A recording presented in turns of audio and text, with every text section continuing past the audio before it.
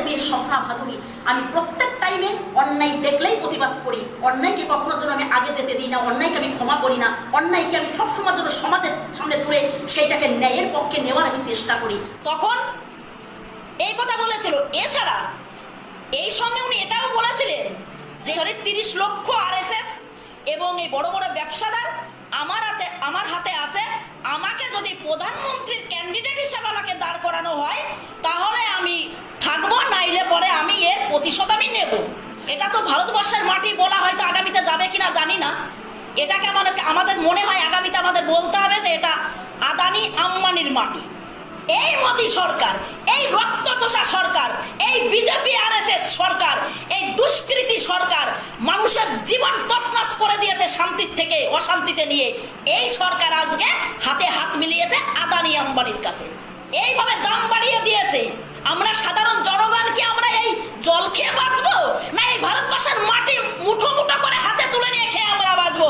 মোদী সরকার আপনাকে জবাব দিতে হবে, কারণ অধিকার আছে আমাদের জবাব আপনার কাছে নেওয়ার। আমাদের ভোটে আপনি কিন্তু দাঁড়িয়েছেন, এই কিন্তু মানে প্রধানমন্ত্রীর ইয়েতে, আর আজকে সেই মানুষের ভোট নিয়ে, সাধারণ জনগণের ভোট নিয়ে কিন্তু আপনি প্রধানমন্ত্রীর গদি পেয়েছেন কেন্দ্রতে। ভারতবাসীকে জবাব দেওয়ার মতন আপনার মনে কোনো কথা নেই। আপনি তো চিটিংবাজ সরকার, আপনি দালাল সরকার, আপনি আম্বানি আদানিকে বাঁচিয়ে রাখছেন। আর যে আদানি আম্বানি আজকে চালাচ্ছে এই সাধারণ জনগণ, সেই সাধারণ জনগণকে মেরে আজকে আদানি আম্বানির এই মাটিতে তাদেরকে টপে রাখা হচ্ছে। মোদী সরকারের এই যে এই কাজ, যেভাবে জোর খাটিয়ে বিলটা পাশ করিয়েছে চাষিদের উপরে, এই শুধু এইটা না, শুধু ভারতবর্ষকে তছনছ করার জন্য, ভারতবর্ষের মাটিটাকে টুকরো টুকরো করার জন্য, ভারতবর্ষের জনগণকে মাটির সঙ্গে মিলিয়ে দেওয়ার জন্য, ভারতবর্ষটাকে একদম পুরো ধূলিসাৎ করার জন্য এই মোদী সরকারের একটা কাহিনী আপনাদেরকে বলবো, ছোট্ট একটা কাহিনী। সেই কাহিনীটা আপনারা অবশ্যই মনোযোগ সহকারে শুনবেন। এই চিন্তা ভাবনাটা এনার কিন্তু আজকের না, 2012 এবং 13 একটা ঘটনা আপনাদেরকে বলি। এই মোদী সরকারের একটা গল্প, যখন বিজেপি ধ্বংসের পথে পড়েছিল, বিজেপিকে কেউ চিনত না, বিজেপি নামে কোনো রকম ভাবে কোনো চিহ্ন ছিল না ভারতবর্ষের বুকে। সেই সময় এই মোদীজি নিজের পার্টির লোককে বলেছিল যে তোমরা যদি আমাকে প্রধানমন্ত্রীর ক্যান্ডিডেট হিসাবে আমাকে দাঁড় করাও ভোটে, তাহলে আমি তোমাদের সঙ্গে আমি পার্টিতে থাকবো, এবং আমার হাতে যে 30 লক্ষ আমার ভোটার আছে, আরএসএস কর্মী, যারা আমাকে ছাড়া জল খায় না, ভাত খায় না, রুটি খায় না, এমনকি তারা ঘরের মধ্যে অবধি থাকে না, তারা একটা কথাই জানে যে মোদিজি থাকবে সেখানেই আমরা থাকব। তখন এই কথা বলেছিল। এছাড়া এই সঙ্গে উনি এটাও বলেছিলেন যে আমার হাতে বড় বড় ব্যবসাদার আছে, যারা কোটি কোটি টাকার টার্নওভার করছে ভারতবর্ষের থেকে বিদেশে। সেই সব ব্যবসাদার এবং 30 লক্ষ আরএসএস এবং এই বড় বড় ব্যবসাদার আমার হাতে আছে, আমাকে যদি প্রধানমন্ত্রীর ক্যান্ডিডেট হিসেবে আমাকে দাঁড় করানো হয় তাহলে আমি থাকবো, নাইলে পরে আমি এর প্রতিশোধ আমি নেব। তখন কি করবে? তখন লালকৃষ্ণ আডবাণী এবং লালকৃষ্ণ আডবাণী, এছাড়া মনে আসছে না, ওনাকে বলেছিলেন, আমি ভুলে যাচ্ছি লালকৃষ্ণ আডবাণী আর কে ছিলেন, আমি মেন কথা ভুলে যাচ্ছি কথাটা, দুজনা ছিলেন, দুজনা। তখন এই মোদিজির কথা শুনে তারা বাধ্যতামূলক মোদিজিকে প্রধানমন্ত্রীর গদিটা কলকায়দায় করে দিয়েছে। কেন করেছে জানেন তো? এই কারণেই করেছে যে কোন সরকারকে কেন্দ্রতে গঠন করতে হলে, কোন সরকারকে কেন্দ্রতে তাকে গদি করে দিতে হলে কোটি কোটি টাকার প্রয়োজন পড়ে। আর সেই কোটি কোটি টাকার লোভ লালসা দেখিয়েছিল এই আদানি আর আম্বানি। আজকে কৃষিদেরকে নিয়ে যে সিনক্রেট করা হচ্ছে, কৃষিদেরকে উপরে যেভাবে অত্যাচার করা হচ্ছে, এর মধ্যে কিন্তু এই আদানি আর এই আম্বানি মানে এরাই কিন্তু জড়িত রয়েছে। এটা তো ভারতবর্ষের মাটি বলা হয়তো আগামীতে যাবে কিনা জানি না, এটাকে আমাদের মনে হয় আগামীতে আমাদের বলতে হবে যে এটা আদানি আম্বানির মাটি। তখন তারা দেখলো যে আমরা যদি মোদী সরকারের কাছে এখন 1 লক্ষ টাকা খরচা করি আর ওই 1 লক্ষ টাকা খরচা করে আমরা 100 কোটি টাকা আমরা উঠাবো এই ভারতবর্ষের মাটির থেকে, সেই টাকাটা কি করে উঠাবে? সেই টাকাটা আমার মতো আপনাদের মতন সাধারণ জনগণের কাঁধে বন্দুক রেখে, সাধারণ জনগণের মানে মাথায় কাঁঠাল ভেঙে এবং এই ভারতবর্ষের মাটিতে বড় বড় শিল্প প্রতিষ্ঠান, বড় বড় কোম্পানি, কলকারখানা করে সেইখানে আদানি আম্বানিরা কোটি কোটি টাকা খরচা করবে এই মোদী সরকারের কাছ থেকে। কিন্তু সেই মোদী সরকারের সহযোগিতা কারা করেছে? আমাদের ভারতবর্ষের জনগণ আমরা করেছি। আজ ঠিক সেই জিনিসটাই হয়েছে। মোদী সরকার তাদের কাছ থেকে যে কোটি কোটি টাকা নিয়ে এই ভারতবর্ষের আজকে কেন্দ্রতে বসেছে এই প্রধানমন্ত্রীর গদিতে, তার মধ্যে কিন্তু 100-এর মধ্যে 90% কিন্তু মানে প্রতিদান রয়েছে, বলিদান রয়েছে, অবদান রয়েছে এই আদানি আর আম্বানি।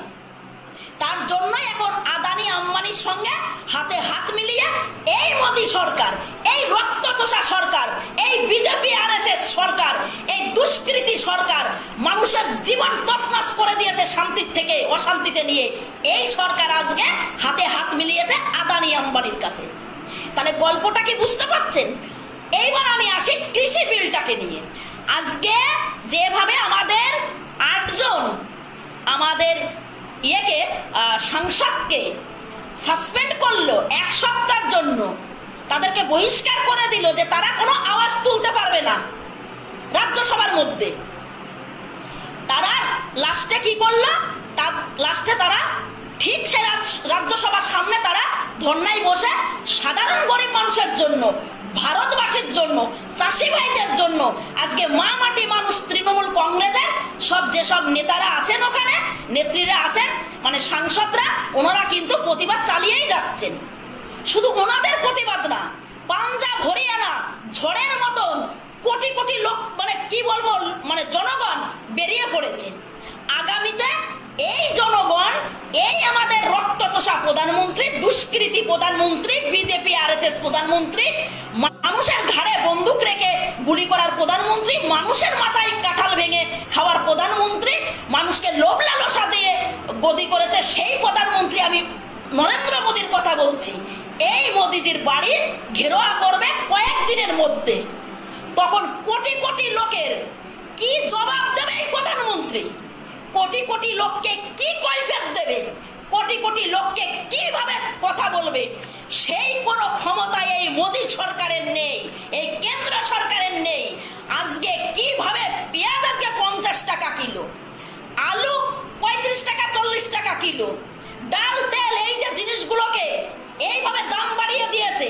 আমরা সাধারণ জনগণ কি আমরা এই জল খেয়ে বাঁচবো, না এই ভারতবর্ষের মাটি মুঠো মুঠো করে হাতে তুলে নিয়ে খেয়ে আমরা বাঁচবো? মোদী সরকার আপনাকে জবাব দিতে হবে, কারণ অধিকার আছে আমাদের জবাব আপনার কাছে নেওয়ার। আমাদের ভোটে আপনি কিন্তু দাঁড়িয়েছেন, এই কিন্তু মানে প্রধানমন্ত্রীর ইয়েতে, আর আজকে সেই মানুষের ভোট নিয়ে, সাধারণ জনগণের ভোট নিয়ে কিন্তু আপনি প্রধানমন্ত্রীর গদি পেয়েছেন কেন্দ্রতে।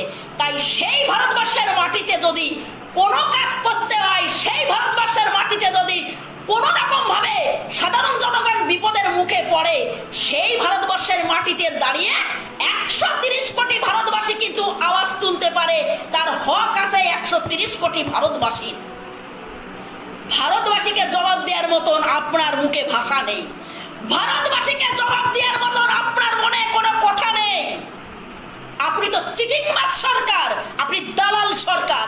আপনি আম্বানি আদানিকে বাঁচিয়ে রাখছেন, আর যে আদানি আম্বানি আজকে চালাচ্ছে এই সাধারণ জনগণ, সেই মানে সাধারণ জনগণকে মেরে আজকে আদানি আম্বানির এই মাটিতে তাদেরকে টপে রাখা হচ্ছে। আর একটা কথা আপনাদেরকে বলি, এইটা আমার কাছে এক্সট্রা ফোন নেই, তার জন্য আপনাদেরকে আমি বলতে পারছি না। একটা কৃষি জমিতে পুরো একটা বোর্ডটা নিয়েছে, যে সেটা হচ্ছে আদানি কোম্পানি। আগামীতে আমাদের এই চাষি ভাইরা এমন পরিস্থিতির মুখে পড়বে, কেমন পরিস্থিতির মুখে পড়বে?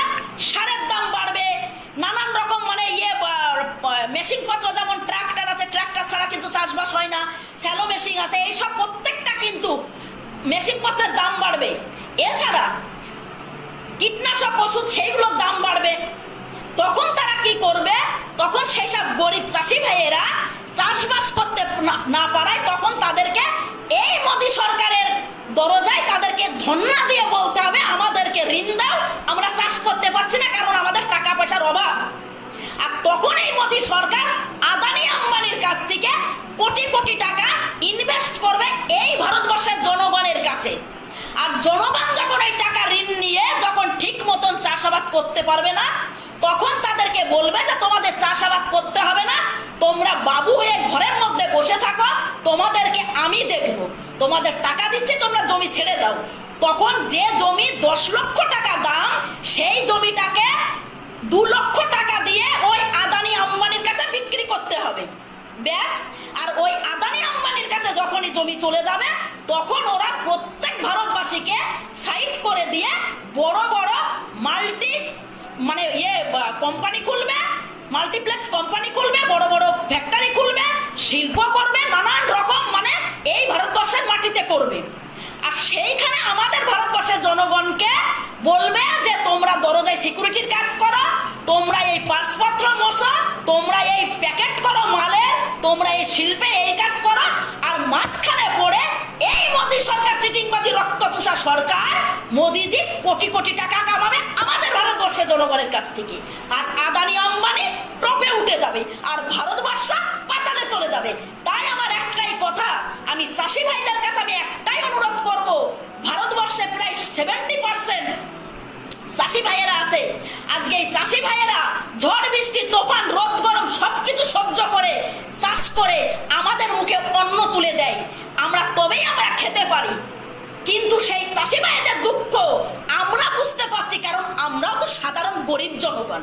আমরা তো আদানি আম্বানির মতন কোটি কোটি টাকার মানুষ না, আমরা তো মোদিজির মতন কোটি কোটি টাকা এই ভারতবর্ষের পিএম ফান্ডে করোনা ভাইরাসের সময় জমা পড়েছে, সেই টাকাগুলো মেরে খাচ্ছে। এবং এর আগে কোটি কোটি টাকা উনি নানান রকম ভাবে মেরে খেয়েছে, ওনারও কিন্তু দুঃখ কষ্ট হবে না।